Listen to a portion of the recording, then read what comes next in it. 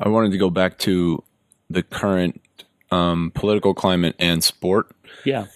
So it's really cool to hear you lay out how politics has been so intertwined with sport for so long. Mm-hmm.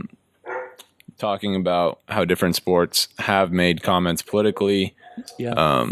I was telling Brendan that this has been something in international football for so long, the say no to racism. Sure. But yeah, here in the U.S., it's definitely way more emphasized now. Do you think that there's a responsibility that they have to do so? And then I was talking to Brendan last night too.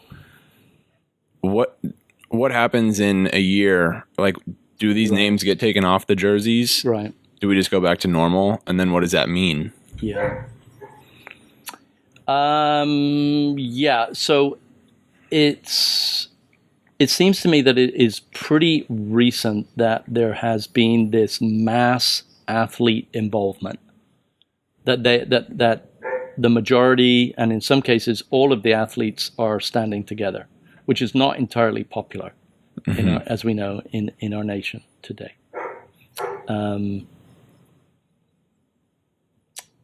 And I think it's fair to say that many athletes who started out as members and residents of marginalized communities, often communities of color, when, not all, but when they made it, they left. They left and they didn't come back.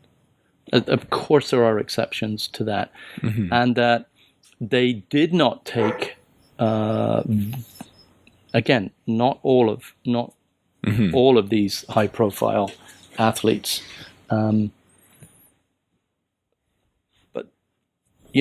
these high-profile athletes are corporations, and I've heard it said in many different ways. I'm selling, I'm an athlete, but I'm selling sneakers. I'm selling T-shirts as well. And so if I take a political position as a Tiger Woods or a Michael Jordan, that's likely, and I think this is more true than ever, that's likely to what? Alienate 50% of the population, which is actually 50% of potential customers. So I'm an individual, I'm an athlete, but I'm also a corporation.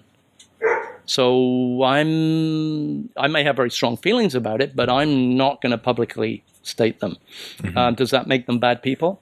Does that make them, I've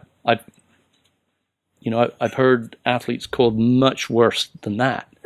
Athletes of color who have not been visible supporters of their communities and are geographically distant, but also socially, intellectually distant as well. Do they have a responsibility? That's a tough one. Depends. It's a tough one. It's a really, really tough one.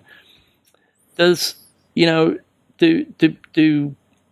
protests, to be candid, do protests by basketball players and baseball players, are they really going to make a difference to the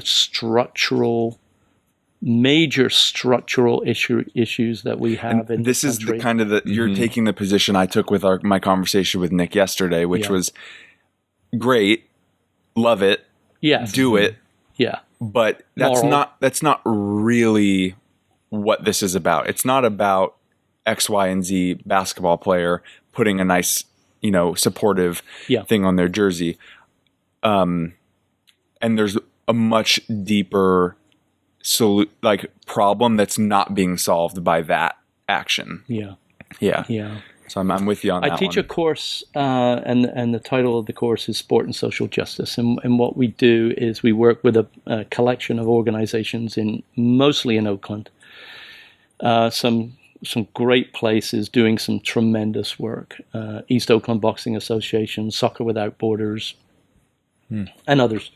And, our students go on site and see what's going on. And these are tough parts of Oakland. Okay.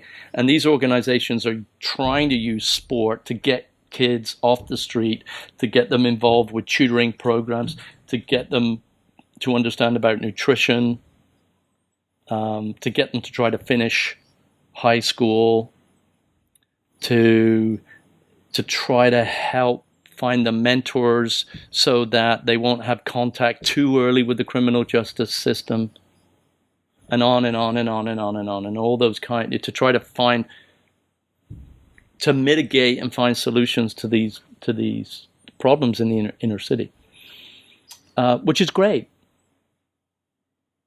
But is that a Band-Aid?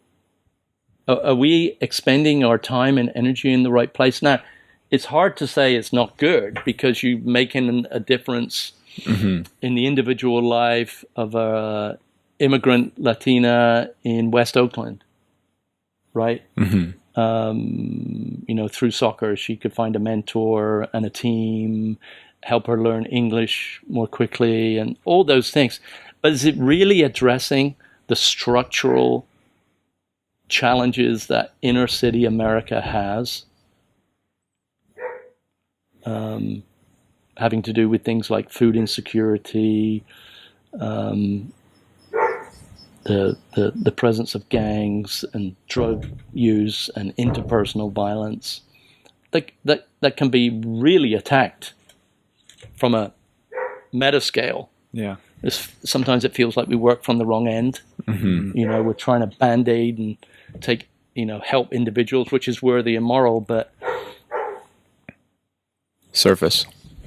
Should we be up here? Is that should we be working with legislators, with politicians, rather than working down here at grassroots? Or do we have to do both? So I take your point. Yeah.